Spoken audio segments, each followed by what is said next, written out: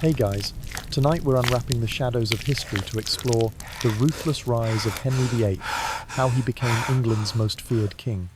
Imagine you are lying in a cozy bed, enveloped by the hush of night, only the whisper of wind rustling through leaves brushing against your window. Outside, a slender crescent moon hangs low above the rooftops, casting a pale silver glow across the ancient stone walls of a medieval castle. Flickering candles line the corridor, their waxy scent mingling with the faint echo of waves lapping along the Thames beyond the palace moat. Somewhere in the distance, night birds trill softly, as though serenading your descent into slumber. And it is within this dreamlike world that we will speak of one man, one king, who reshaped England through ambition, blood, and unyielding authority. A man whom you wouldn't last a day in his world. So, before you get comfortable, take a moment to like the video and subscribe, but only if you genuinely enjoy what I do here. I'd love to know where you're listening from. Drop a comment with your location and the local time. It still amazes me how this story helps so many drift off around the globe. Now, settle into your favorite spot. Inhale slowly, exhale steadily.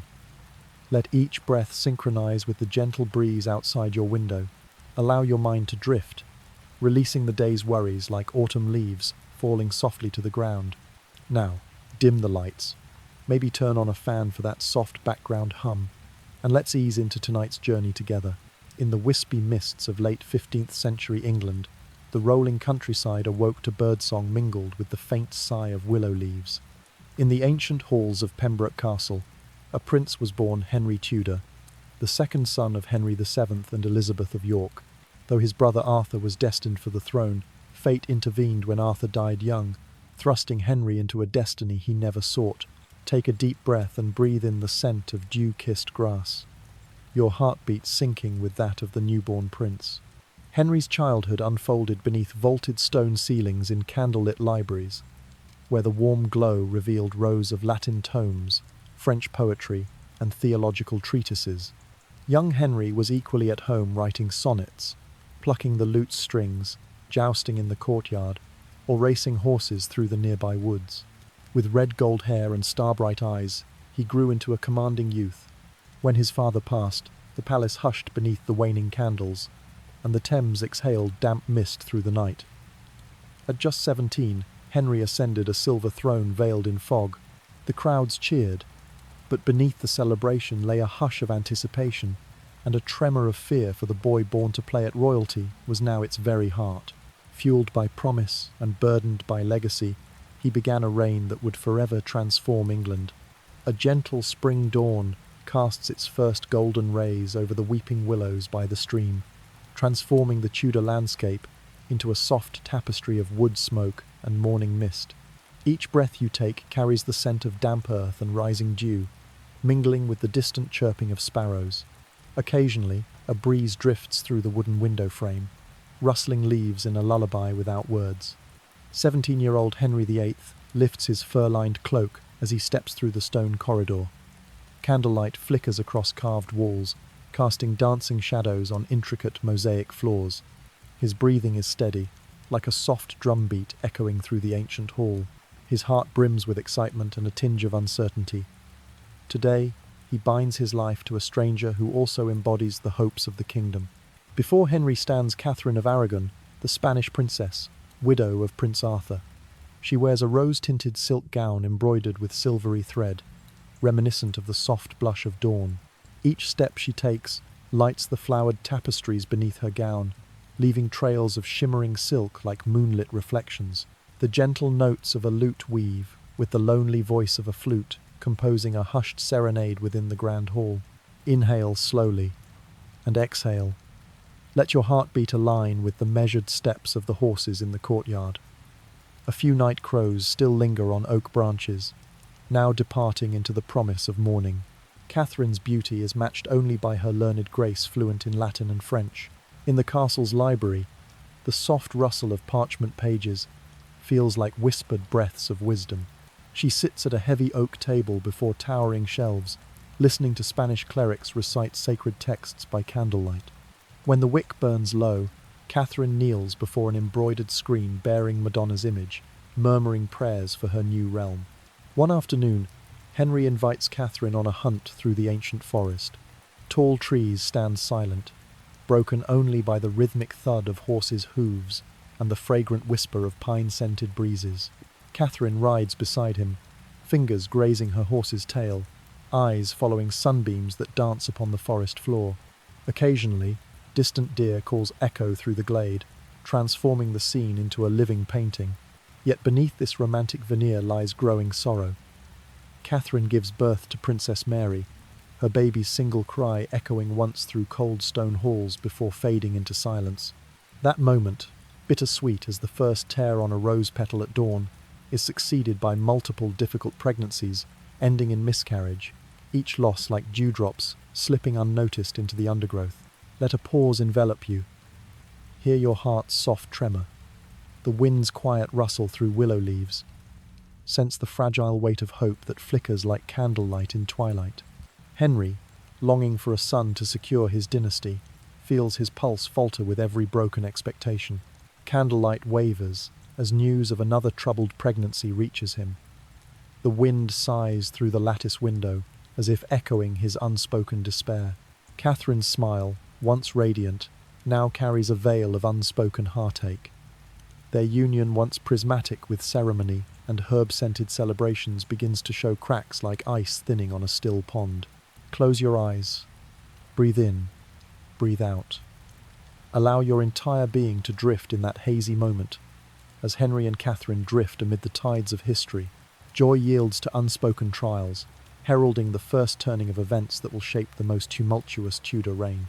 Sleep embraces you now, carrying you gently through the unfolding story.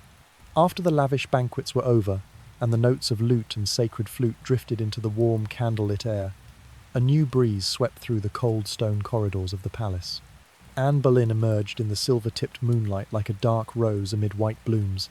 Her skin, smooth as delicate dew, and her dark hair, shimmering under candlelight like broken glass, drew Henry's breath into a startled beat that echoed like a low bell in the night. Take a slow breath, then exhale. Listen to the wind whispering through your window, cradling every rib's expansion and contraction. The willow leaves outside rustle softly, merging with the flicker of candle flames to create a lullaby without words. In this suspended moment, Anne stood before Henry, an embodiment of French grace stolen from Versailles, where the violin sighs among laurels. Catherine of Aragon, once the warm sun in the Tudor court, was fading into shadow before Anne's enigmatic presence. Anne would not settle for a secondary role. She demanded recognition or no ring at all. That very stance challenged both the crown and the king's heart. Feel your own breath slow, matching Henry's, fragile, urgent, full of longing. Under pearly candlelight, two silhouettes merged on the wall, one regal, one commanding. Anne tilted her head, her brown eyes catching the candle glow. Henry placed a hand over his heart and felt warmth bloom through his chest. The dancing light on the carved relief spoke of natural rhythms. Tides ebb and flow. The moon waxes and wanes, and love might bloom or wither in a heartbeat. Anne absorbed knowledge with voracious curiosity. Her fluency in politics and religion outshone even the most learned courtiers. A little-known fact: if she lived today, Anne would be the ultimate freelancer, crafting diplomatic letters, managing alliances, and networking with a flair that would make today's influencers jealous. When Henry learned she had just completed a theological treatise in Latin, he chuckled. They say influencers just post selfies. Anne's writing love letters in calligraphy is on another level, but Henry was restless. When the Pope denied his request to annul his marriage to Catherine, he made a fateful decision. Break from Rome, crown himself supreme head of the Church of England. In the wind-whipped corridors, urgent footsteps and the clack of closing doors echoed like thunder announcing change. The Tudor palace, once hushed by candlelight, now buzzed like a brewing storm. Allow a silent stretch to wash over you. Feel your heartbeat settle, the wind's soft murmur. In one stroke, Henry gambled everything, casting aside papal decree for personal will. Catherine vanished into exile's shadows, while Anne claimed her crown and the brilliance it bestowed. Yet every dawn's radiance carried dusk's gentle gloom. whispers curled behind velvet drapes. Anne is too formidable. Her influence threatens the throne. The rustle of night leaves seem to intone. History is shifting not for one woman alone, but for the unseen currents beneath. When Anne was formally crowned queen, the ceremony glowed with thousands of candles and regal purple velvets, gold crowns and laughter. Yet in the dead quiet after the last candelabra was snuffed, the palace lay under deep navy night. Your breathing slows further, your pulse finds calm. Let Anne and Henry's quiet tide of emotion lull you towards sleep, like a lone sail drifting across a serene ocean under a silver moon. Not every great upheaval begins with thunder. Sometimes it is only a sigh in an empty room, a candle trembling before it gutters out, or a hollow gaze cast toward a silver-grey horizon. In the dim winter nights at Whitehall Palace, Henry VIII sat quietly in his cold stone chamber. A candle, barely the height of his hand, flickered timidly, casting a wavering shadow that seemed caught between two worlds. The scent of incense drifted from the nearby chapel, mingling with the chill, forming a mist that wrapped itself around him. Beyond the walls, the Thames lapped gently against its stone banks, like the heartbeat of a kingdom waiting for a decision. Take a slow inhale and let it slip out, just as the wind passed through the narrow casement windows, quiet, drawn out, almost dissolving into nothing. In that moment, Henry understood. The Pope would never agree, and as the final flicker of hope faded, like wax dripping from his weary candle, he resolved upon a choice that would reverberate across Europe: to sever ties with Rome, to establish the Church of England, and crown himself its supreme head. A curious thought: if he lived today, he might be hailed as the founder of a startup, his bold slogan being, "Power in my own hands." Except, instead of launching an app, he launched a national religion. Catherine of Aragon, once the bridge between England and Spain, was set aside. She retreated into cold castles, steadfast like a candle flame that refused to die, insisting to the end that she remained the rightful queen. Her sighs became the silent rests in the symphony of courtly noise. Meanwhile, the sacred halls glowed differently. No longer just modest, flickering lights, but towering candles ablaze, ordered by Henry to declare his suprema potestas, his supreme power. Beneath the vaulted arches, the chants rose, but where once the Pope's name resounded, now it was replaced by Henry's. Let your mind float with those echoes, each note stretching like a tide's caress, carrying you deeper into quiet stillness. Anne Boleyn, now draped in velvet purple embroidered with gold, was formally crowned queen. Her eyes sparkled beneath the crescent moon as the early winds coiled her cloak like a veil, unveiling a new era. Somewhere in the distance, a flute trilled softly across a herb garden, its melody equal parts romance and warning. A new age had begun, bright with opportunity, yet shadowed by storms that would soon swell in England's history. Not every ending needs a storm.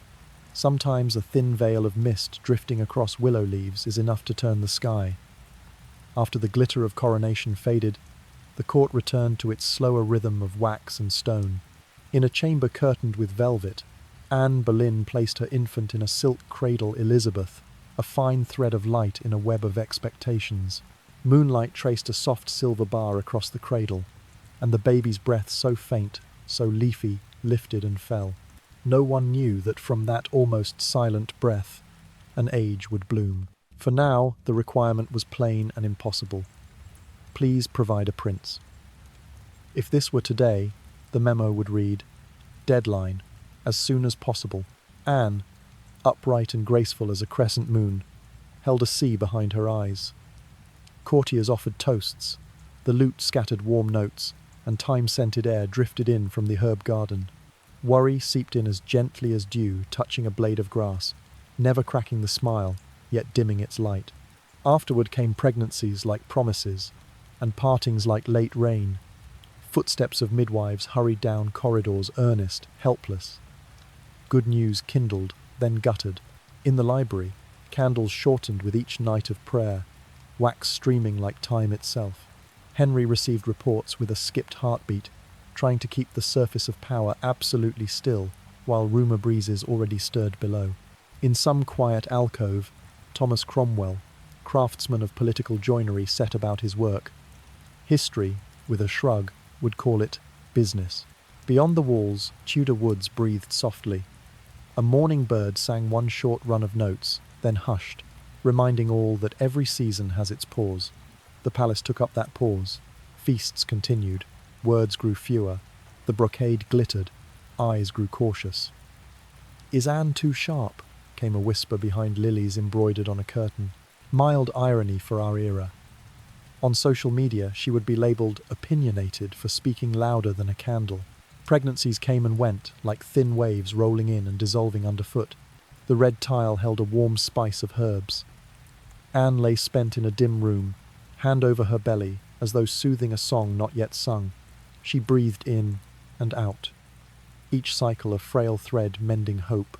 At times, she murmured a familiar Latin phrase. The round syllables fell into night like small warm drops. By candle's sway, the shadow of a little cross touched her brow.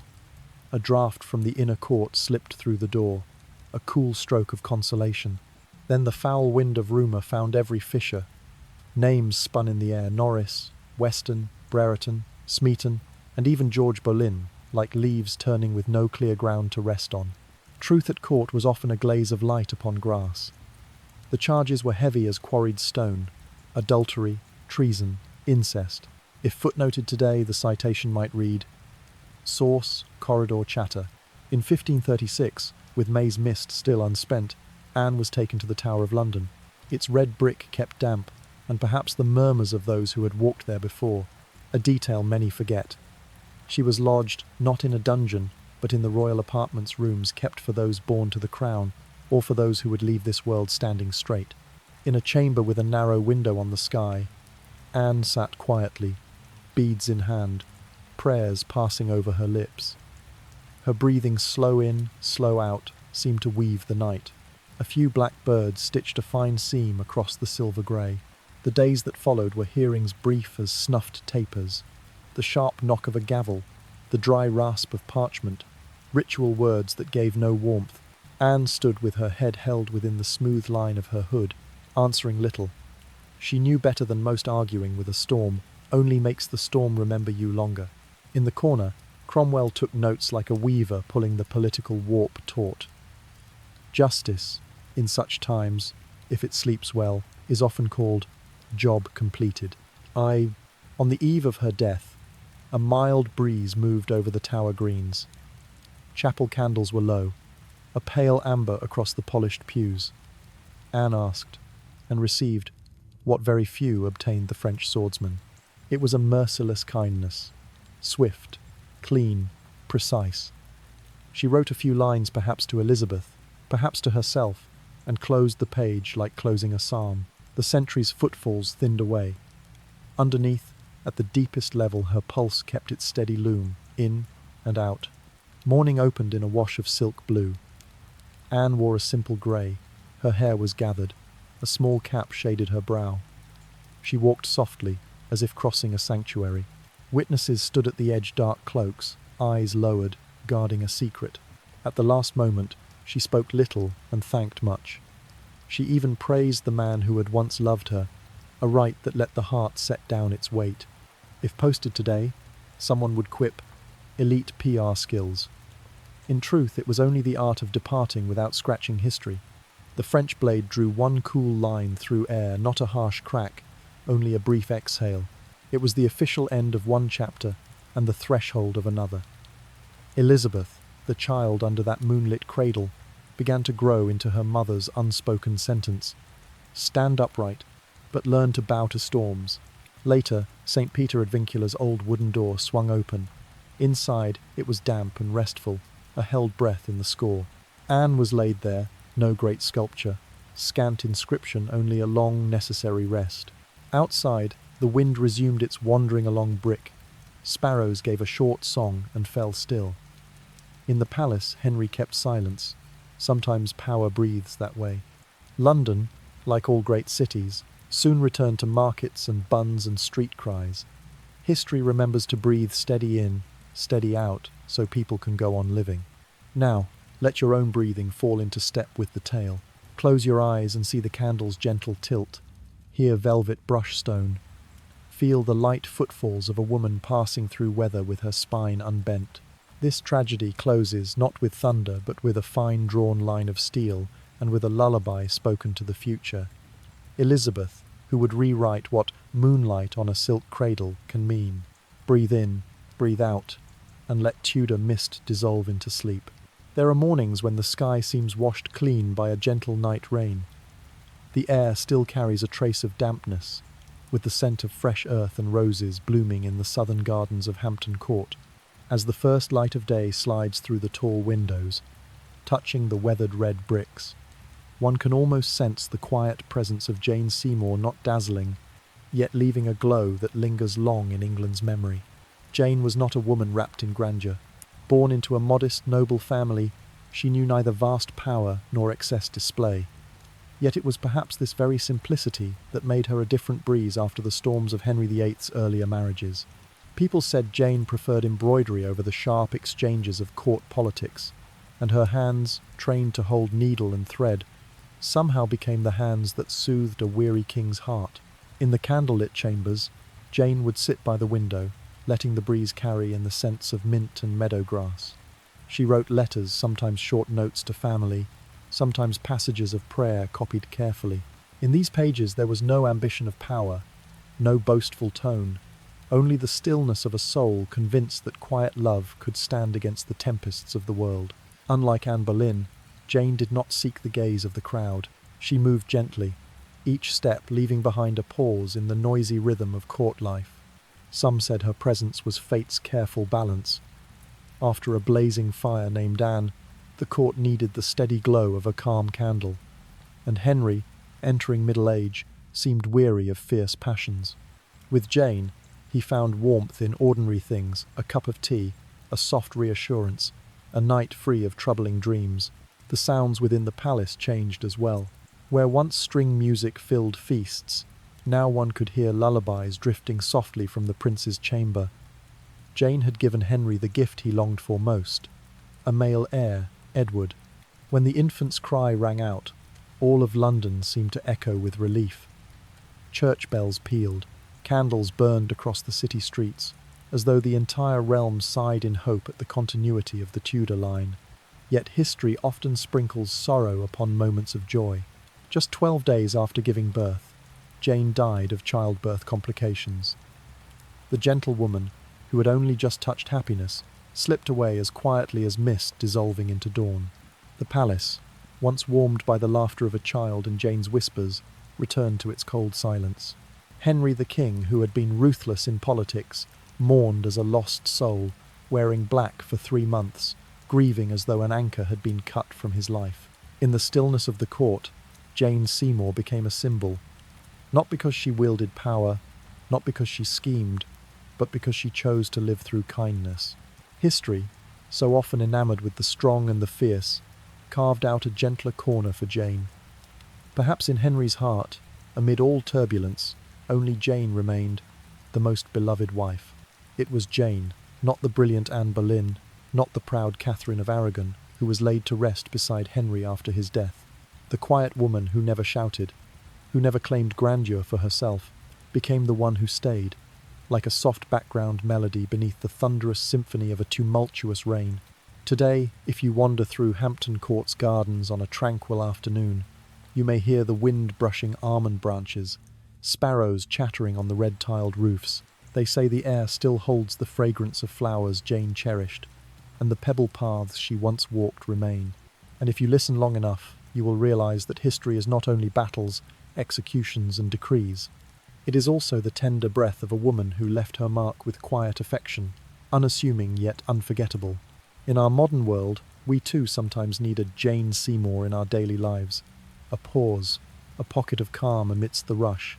It may be a warm cup of tea on a winter morning, a hurried good-night wish after a long day, or simply the gentle presence of a friend. Kindness, as Jane showed, may be the most enduring strength of all. Winter afternoons along the Thames often carry a faded violet hue, like a soft veil draped over the cold water. In such a setting, the Tudor court prepared to welcome a new figure, Anne of Cleves. a princess from distant Germany. This union was not merely a marriage, but a political calculation, a fragile bridge between England and the German states, as Europe lay like a vast chessboard where every move was made with caution. Before meeting her, Henry VIII knew Anne only through the artistry of Hans Holbein.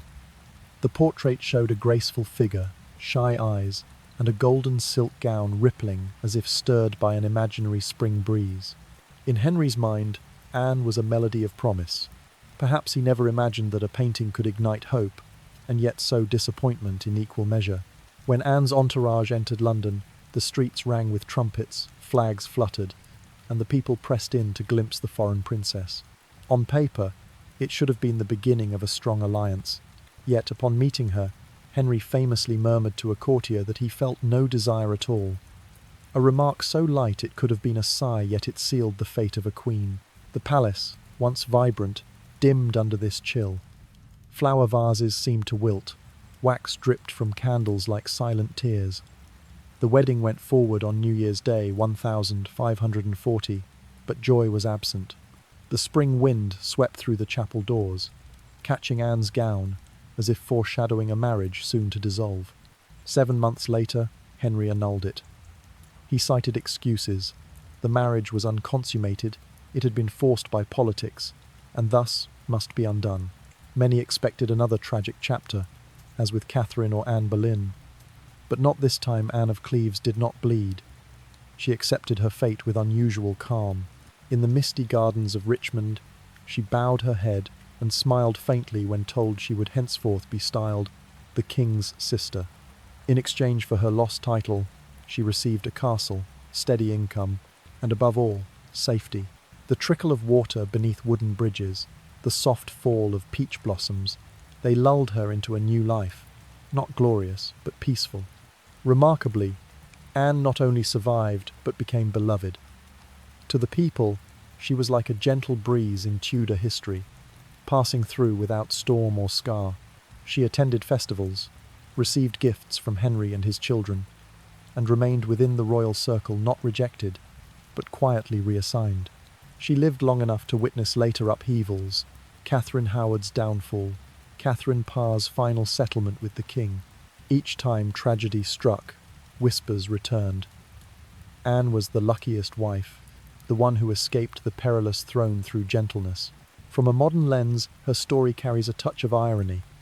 A marriage crafted as a great political move lasted only 7 months, yet in that brevity lay Anne's freedom. She stepped away from Europe's chessboard before she could be sacrificed. Her life reminds us that not every relationship must endure forever to have value. Sometimes wisdom lies in letting go when the moment is no longer right. Not every union must be eternal. Some brief encounters like Anne and Henry's leave enduring lessons in dignity and discernment. Anne of Cleves lived on for 17 quiet years after that annulled marriage, remembered fondly as the luckiest princess of the Tudors. And in history's golden candlelight, the jewels on her gown still shimmer, reminding us that sometimes the quietest choice can save an entire life. That morning did not begin with blazing sun, but with a gauze of mist laid gently over the lawns. Footsteps of servants echoed down the stone corridors, steady as the breath before sleep. In the softened light, Catherine Howard appeared like a blush of silk 17, the age of a just opening rose. The scent of baked apples drifted from the kitchens into the halls, mingling with sandalwood steeped into the walls, warming the air with a quiet sweetness like autumn's shy greeting. At Hampton Court's banquets, candles stood in long rows, their flames fluttering like tired butterflies.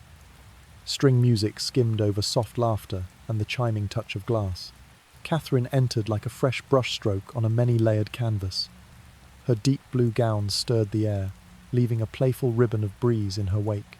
People looked at her as at a late sunrise arriving in time to bring warmth, though the long evening of a reign still stretched behind. Henry, who had passed through many seasons of falling leaves, found in Catherine a spring breeze opening a window. When their eyes met beneath the vaulted stone, the king heard, or thought he heard, festival drums from a far-off youth, tapping again at his tired chest. Court storytellers sometimes joked, half hidden. The king is not young, but his heart enjoys spring promenades. Set among candlelight and thyme, The line turned into a gentle smile, free of bite. Catherine loved to dance. She turned upon polished boards bright as a mirror. The tapping of her shoes fell like patient rain, pearls at her throat, small earrings, leaf-shaped pins each trembled to the rhythm, a tiny garden swaying in the breeze. In a court where words wore many layers, Catherine spoke with her smile, and sometimes a smile made one forget that wines are fond of changing. But history has a careful memory. Old letters, whispers from the music room corridors, evenings too near the fire, each left a trace of ash. Francis Dereham, a once harmless prelude. Thomas Culpeper, a string lightly plucked yet lingering. At first, these were sparks of a hearth, pleasant, warming. Then someone, by accident or design, bent near and blew. The flame rose a little, then a little more. Soon bright enough to light the eyes of those in search of truth, or at least a convenient version of it. As autumn sharpened, rumour hardened into charge. The court shifted from saraband to marching time, papers, seals, questions posed in soft tones that left no room for error. Catherine heard the rain stipple the tiles on the first night of inquiry. The drops fell sparse, counting time. Candles were kept burning, their gold reflected along the stone like ribbons, softening severity. In a land of fog, people knew how to dress even hardness as a midday nap. Stories survive, no one swears they're true, that Catherine asked to practice laying her head upon the block so she would not falter. Perhaps embroidery only, to steady a trembling memory. Yet the image carries a kind of courage, learning to breathe evenly at the edge, like one meditating inside a storm. The night that ferried her to the Tower of London was wet with mist. The oars tapped the Thames like a lullaby. Lanterns swayed at the quay, spilling broken light upon the dark water. Smoke drifted from rooftop chimneys, blending with river salt, a scent both waking and dreamlike. The guards spoke little. Even their hobnails stepped softly, as if the pavements themselves promised to keep the secret.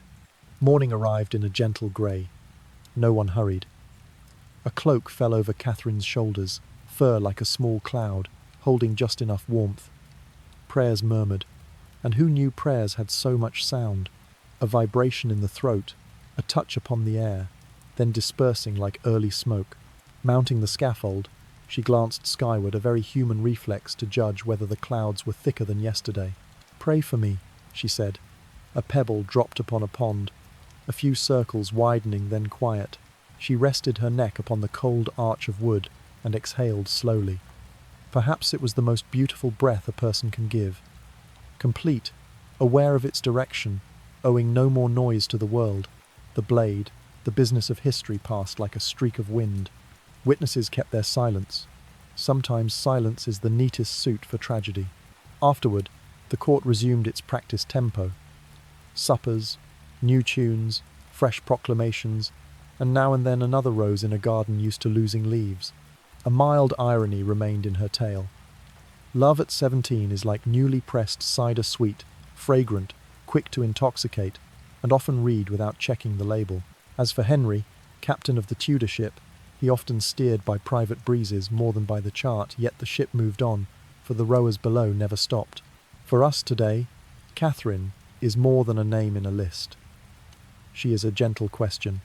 How to keep bright innocence when the world demands immaculate records? In an age of cloud archives and messages asleep on distant servers, we know better than ever that the past is a light sleeper. The lesson, thin as paper, is still worth reading. Live softly, and remember to lock the drawer. And when needed, turn toward the window, take a deep breath, and lay the noise carefully upon the table. The young rose closed not to deny its fragrance, but to return the garden to evening. In the dim light, gardeners sweep the paths, sparrows come home to the eaves, and candles are pinched out with the gentlest breath. In the end, stillness remains time's most faithful storyteller. It was not trumpets or great bells that stirred that morning, but the soft rustle of velvet brushing ancient stone. The late winter sun tiptoed past a frayed edge of cloud, laying a thin gold moss across the inner court. Catherine Parr moved slowly, her deep blue velvet cloak pricked with gilt catching a hush of light, like dew that chose not to glitter. She did not arrive as a trophy. She arrived as warmth, the kind that makes voices lower, as before a small lamp held through the Tudor night. Unlike blossoms that flared too quickly in the palace garden, Catherine had weathered 2 seasons of mourning, widow of Sir Edward Burgh, then of John Neville, Lord Latimer. From those marriages, she learned the long art of patience and the craft of listening, rare in walls where words so easily sharpen into knives. So when she entered her 3rd marriage in 1543, she did not dream of festivals. She dreamed of a table wide enough for all the children to sit side by side. Henry, heavy with age and wounds, breathed like a tired bellows. In a chamber washed with candlelight, Catherine sat beside him, laying a warm hand upon his brow. Sage, rosemary, a hint of nutmeg herbal airs curled around the bed, and the king's rasp softened, as though his lungs suddenly remembered how to rest. From the chapel drifted a mild hymn. Outside, the willow by the lake let its leaves touch each other like a comforter's hand. A therapy of small sounds, no crescendo, only a path that led sleep home. She did more than tend the king. With a voice fine as thread, Catherine stitched the Tudor family back together. Mary, Elizabeth, and Edward, 3 roads once parted, walked again beneath rose-laden trellises. On the paving stones came Edward's light steps, Elizabeth's quick laugh, Mary's modest replies. Catherine moved between them, fingertips brushing one shoulder, then another, like a gardener pruning delicate shoots to give each room to grow. In such afternoons the court smelled suddenly domestic. Warm apple tart, steaming herb tea, a few open pages resting on a settle. Quietly, Catherine read and wrote.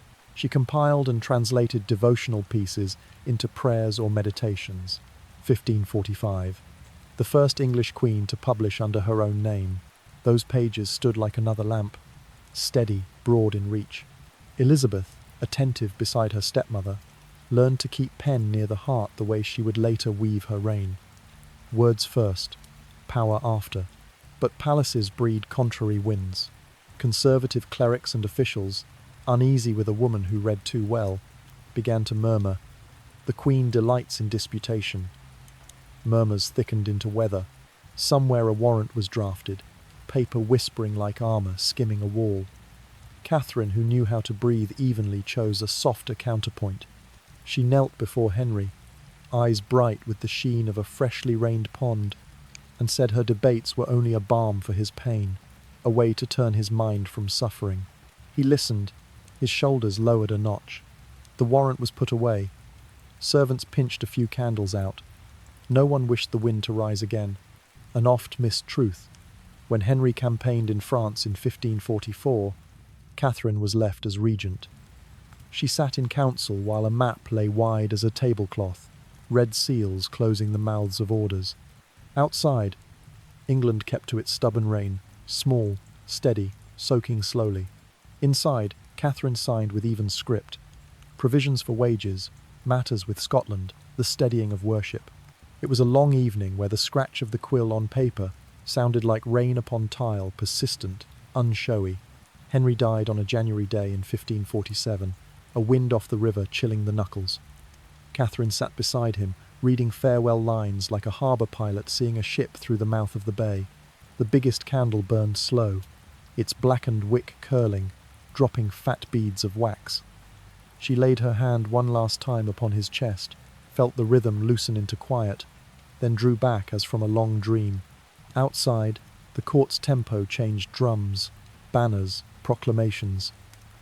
Inside Catherine, only the steady in and out of breath. Not many widows choose love again while history still smokes, yet Catherine did. Thomas Seymour, eyes bright as a sunlit quay, stepped near. This late love felt like an April noon. Enough warmth to air the quilts, enough breeze to air the heart. They married first quietly, then openly endured the predictable whispering, and found their corner at Sudeley. Summer there blended barley gold with the scent of wild grass. Catherine read and wrote, ordering a desk with ink bottles and ribbon-tied letters. In 1548, a daughter, Mary Seymour, was born. For a few weeks the chamber floated with lullabies and warm milk. The child slept with a loose little fist, as if holding a thread of sunlight. Then childbirth fever came, a blink that turned to stone. Catherine died in early September, while late summer birds still tested the air. They said the room was so quiet one could hear willow leaves touch the lake. A lamp had finished its duty, guiding others one by one toward the path. We can call Catherine the survivor, but the name is smaller than the work. She did not merely slip the axe. She set a few stones for another Queen's Road Elizabeth's and pushed ajar the door through which women might write, print, and speak in their own cadence. In our present time, when care is praised as a leadership skill, Catherine would likely smile. She practiced it with herb tea, with walks beneath rose arches, with brown ink letters, and with the art of bowing at the right moment in order to stand longer. There is even a gentle irony in her tale. Among treaties, fleets, and taxes, what steadied a dynasty was a warm cloth placed upon a king's brow. Politics, it seems, sometimes needs consolation. An empire, strangely enough, can tremble less because someone knows how to soothe pain. In our lit offices today, we understand. A kind email, a meeting steered by listening, may work as well as a stack of rules. At day's end, Sudeley's garden pales. Mist hems the gravel paths like a veil over memory. Sunlight lingers in ragged bands on the sill. A single maple leaf turns slowly in the court. Catherine Parr, lamplighter, writer, stepmother, late-in-life lover, slips away from the century's noisy table. What remains is the rounded breath of kindness, quiet and enduring. It was not a noon sun nor a warm afternoon, but a winter night heavy with mist when destiny opened the throne for Mary Tudor. After the death of Edward, the only son of Henry and Jane Seymour, England wore a cloak of mourning chill. In that silence, Mary, daughter of Catherine of Aragon, stepped onto the throne with pride and trembling alike, like a rose still wet with morning dew.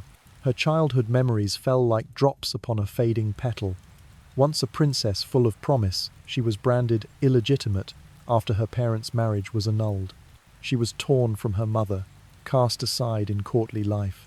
Those years left scars less sharp than a sword, but as enduring as salt in a wound. And now, crowned at last, Mary seemed intent on mending the torn fabric with her one steadfast thread, faith.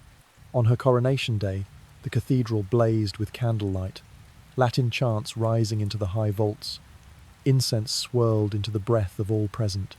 When the crown was set upon her head, Mary closed her eyes, inhaling deeply, as though pouring all the bitterness of her past into that instant. She became the first Roman Catholic Queen of England. Yet even radiant light casts a long shadow. Within her earliest years, Mary restored the monasteries, invited priests back across the sea from Rome. Church bells tolled steadily, low and patient as the breathing of a fragile new reign. Some rejoiced, others feared, but all felt England transported a century backward. Her devotion did not stop with prayer. Mary believed souls could only be saved by extinguishing heresy. Thus, the fires of execution rose. Hundreds of Protestants, from preachers to ordinary folk, condemned and burned. In the night sky, flames leapt, their glow staining the clouds. The wind caught the ashes, scattering them like restless spirits. Mary believed she was saving souls. Posterity, however, named her Bloody Mary, half horror, half jest, not unlike a cocktail that burns the throat more than it warms the spirit. Behind the ceremonial cloak, Mary remained a woman yearning for a child. Again and again she thought herself pregnant, dreaming of a baby's cry in the palace halls. Chambers were readied for a prince. Yet each time, it was but a phantom pregnancy, the body's cruel deception. When the truth broke, the murmur of a stream outside, the rustle of leaves around the palace, seemed to echo her muted sobs. Beside her stood Philip of Spain, a husband of politics more than of passion. He was absent more often than present, leaving Mary to the corridors and their wavering candles. Her solitude, at times, may have outweighed her crown. Mary died in the year 1558, as winter returned. The final candle in her chamber flickered weakly, light gasping like breath. She left the world after 5 years of reign, brief yet heavy. The throne passed to Elizabeth, her half-sister, who would transform England into a great empire. Mary's legacy, though shaded in sorrow, carries a lesson. Strength bound too tightly to zeal becomes a blade, turning inward. In our present world, where arguments of creed still flare, perhaps we should remember: fire can warm, but it can also consume dreams. Mary Tudor, a crown of thorns, a heart forever reaching for wishes, never fulfilled. That morning brought no blazing sun, only a thin veil of mist draped over the willows by the river. The air was damp with the scent of fallen leaves, the earth still half asleep.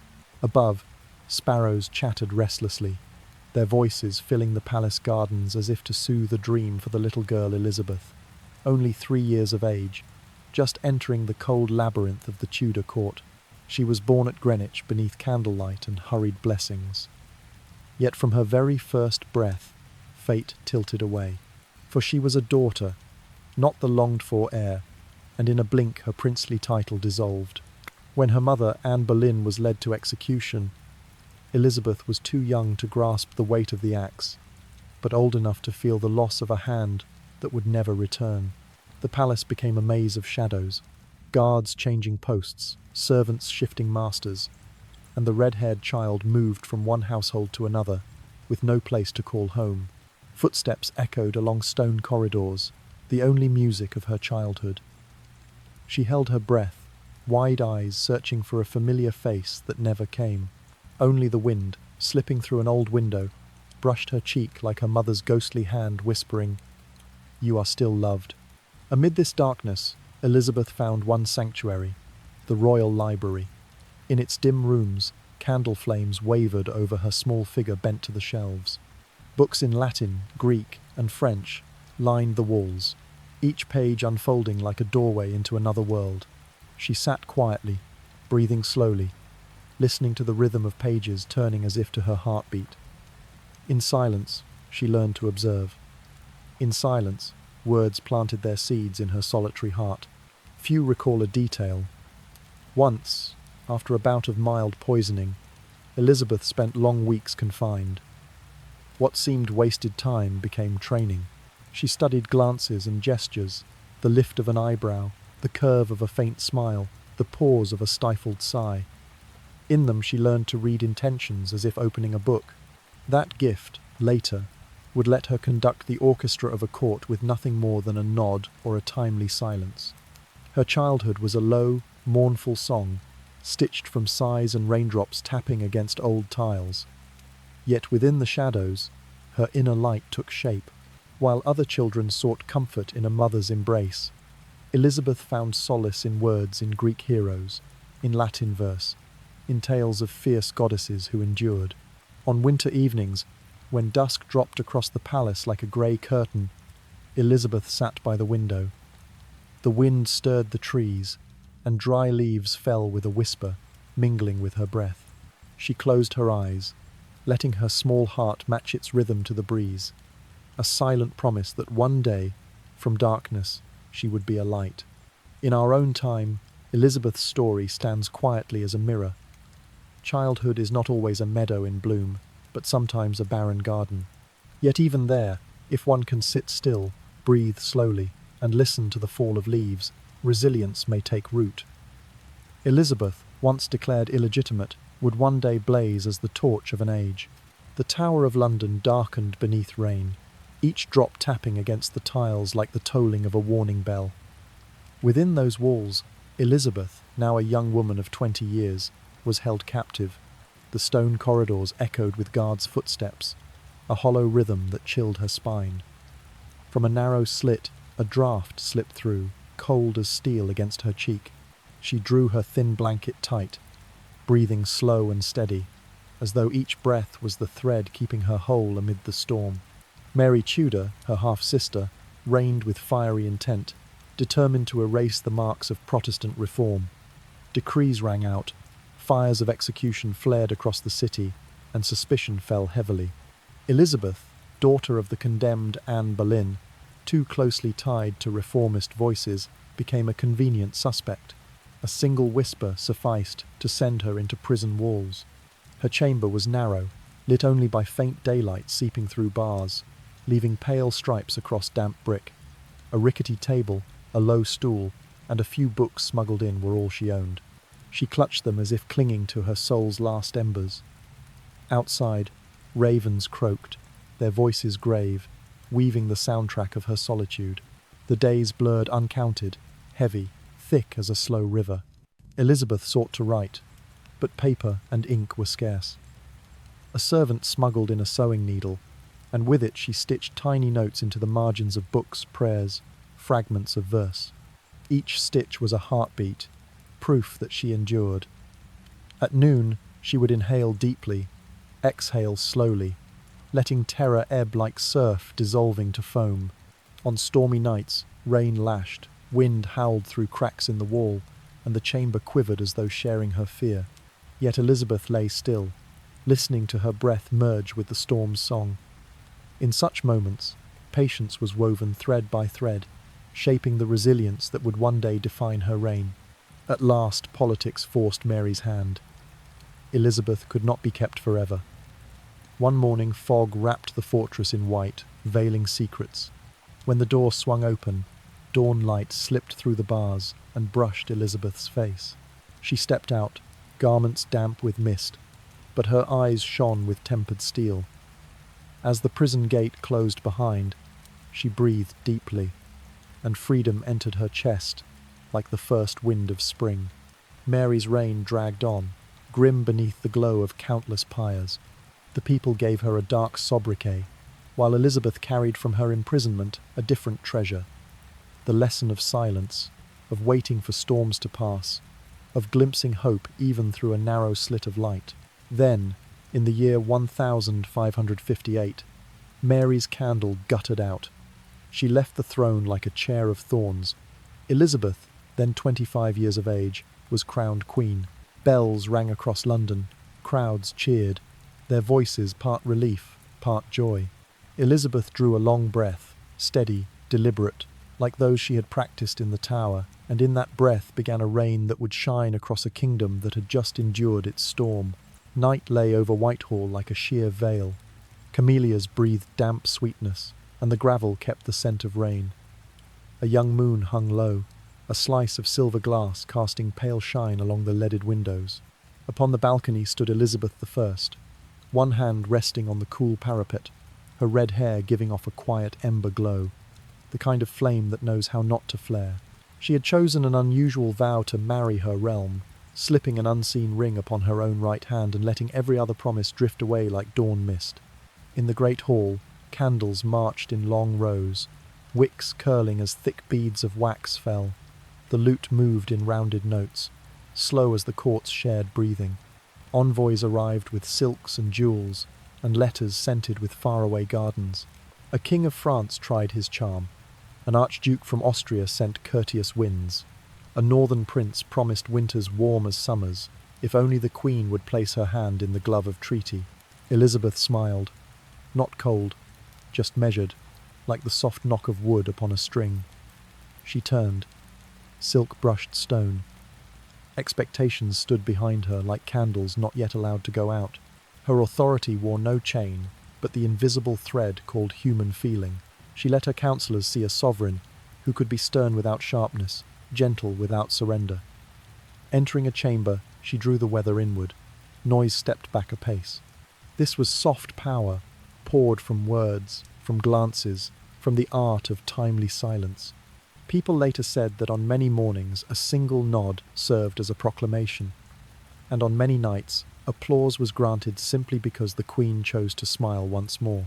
Few remember that Elizabeth invited the astronomer John Dee to cast her own sky. Star charts spread across blue velvet, and Dee's finger paused at the clear curve of Virgo. No one heard every phrase exchanged, only that thereafter festival dates, hours of departure, the moments of signature, all seemed to find favourable winds. In a modern world, the Queen might keep an astrologer on the calendar team, while the press office would post glimmering constellations, a brand language very Elizabeth. Enough mystery, measured grace, and no one feeling tricked. Season by season, her diplomatic marriages were a long waltz, 2 steps forward, 1 step back, hands meeting lightly, then released. Elizabeth opened treaties with a smile and closed them with courteous quiet. Harbours gained new sails, markets picked up distant spices. All the while the Queen's heart belonged to the realm, a faithful pledge that kept a continent waiting. To hold others in expectation is its own power. Like a canny leader today, she knew that anticipation is capital that needs no mint. Robert Dudley, so often the whisper that stirred a corridor, walked near as a sandalwood shadow. The world murmured countless stories. Elizabeth let them become fog, pretty when seen sideways, gone when grasped. Once, wearing a string of pearls along a corridor of glass, she was asked about love. She lifted a hem and smiled. My love is in the church bells each morning, in taxis spent cleanly, in sales that fill and return. It sounded like jest, and yet it was true, for love, to her, was a public architecture. Summer progresses carried the court into the countryside. Fresh-cut grass was sharp and sweet. Canopies of leaves stitched shade across gold, threaded robes. Villagers set roses along the lane. Children balanced on wooden fences, eyes bright as dew. Elizabeth bowed, accepted small local books, paused under elms to hear a girl sing. These journeys were supple ritual. She came to look into her people's faces, and to let them see that power was more than a portrait in a hall. Abroad, she tuned alliances like strings. With Spain she spoke in cautious cadences. With France she allowed a glint of wit. With the cold north she let sea wind carry the tone. A letter delaying betrothal might arrive with embroidered linen. A meeting for further thought could end in a dance. When others felt the music rise toward climax, she lowered the tempo rest. The music of expectation kept every listener seated. At night, when the palace fell hushed, Elizabeth often stood by a window left slightly ajar. River damp came in with a trace of hearth smoke from distant kitchens. She breathed in slowly, breathed out slowly, counting the loom beat of her heart. Above, the sky was black cloth pricked with silver thread. She laid a hand upon her chest and thought of the coronation ring, the ring that married her to the realm. In a whisper sized for herself alone. I am not alone. I stand inside the crowd of duty. It is easy to picture her now as a modern guide, a calendar thick as a ledger, partners abroad like cross-functional projects, the stock of public trust rising and dipping with the tax season. She would not post a cake. She would post a sea route. She would not show an engagement ring. She would show a trade accord. And still, millions would follow because freedom, worn upon the brow, shines like a crown. On rare evenings she allowed herself to loosen. One autumn night, maple leaves fell in the court, and she asked for a light march instead of triumph. Candles were trimmed lower so light and dark could braid softly. She listened with a fingertip touching the chair's edge, letting music dissolve into breath. There, at the quiet heart of a splendid reign, the single queen found her small room of peace. If you stand with me beneath the Whitehall eaves, you can smell the camellias, hear leaves brushing, feel moonlight rinsing the stone.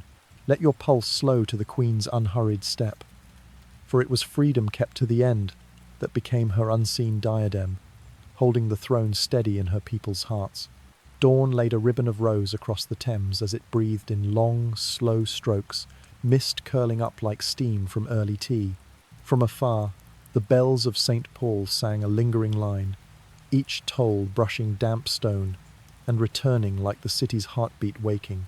Under that new light, London put on a faint shimmer, beaded windows, faded brick, streets of wet cobble holding the footprints of night. People had many names for such a morning, but one would remain for a very long time, the golden age of Elizabeth I.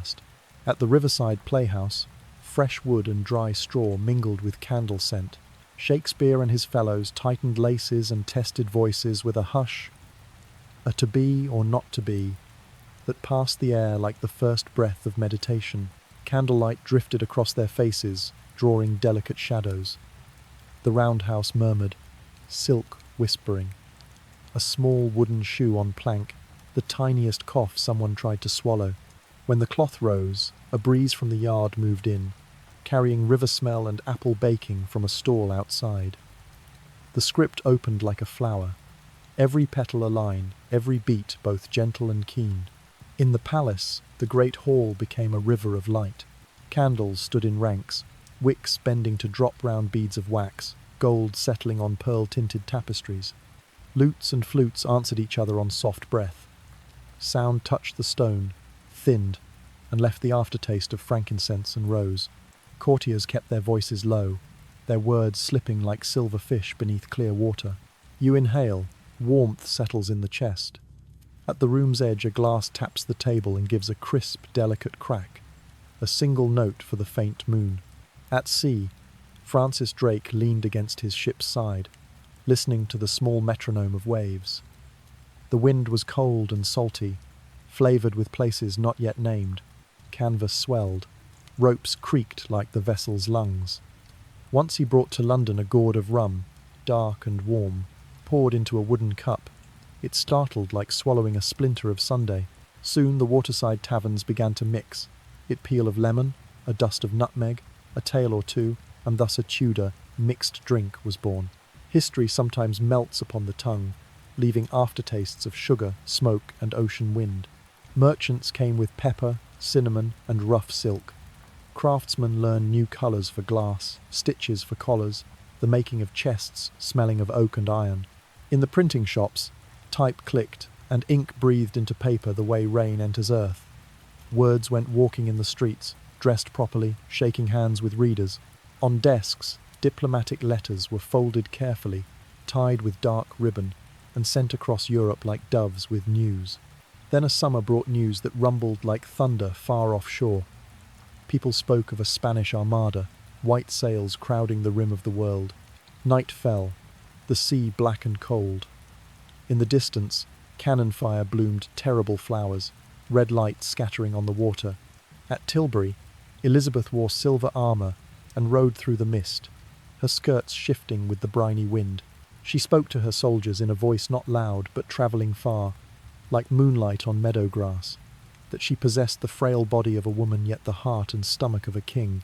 The words fell into the dark as softly as a smile, and shone like an arrowhead striking fire. In the year 1588, weather and tactics broke the Spanish formation. When smoke cleared, the sea returned to its slow breath, and the last wave tugged charred timber away. On the watchtowers, the bugles changed to bright, short notes. London woke like a patient past fever, cheeks warm, eyes bright, steps light upon wet stone. Church bells pealed. The playhouses pasted notices for new shows. Ships snugged their ropes to paint fresh trims. The Golden Age was not only a page in a chronicle, it walked alleys, sat in alehouses, lay upon embroidered skirts, flashed on a silversmith's blade, and on a student's line of verse. At the quay, a child rose on tiptoe to taste the wind and dream. In a study, a young girl tucked her first quill under her sleeve. Somewhere, Shakespeare corrected a dot. Somewhere else, a painter added a drop of blue to deepen the evening sky. Gold, of course, has its thorns. Taxes must be counted. Illness lifts its head. Harvests still bargain with weather. Yet the court learned how to breathe evenly. Spend with care. Write laws cleanly. Listen to guilds as one listens to a seasoned orchestra. In taverns, the storytellers joked that this rain folded paperwork as neatly as table linens, so even the ale seemed to pour in order. The jest was fond as well as sly, for order is the gilt frame that keeps a canvas from warping. At night, when Whitehall softened, Elizabeth stood by a half-closed window. River damp came with a trace of hearth smoke and the last of the roses. She breathed in slowly, breathed out slowly.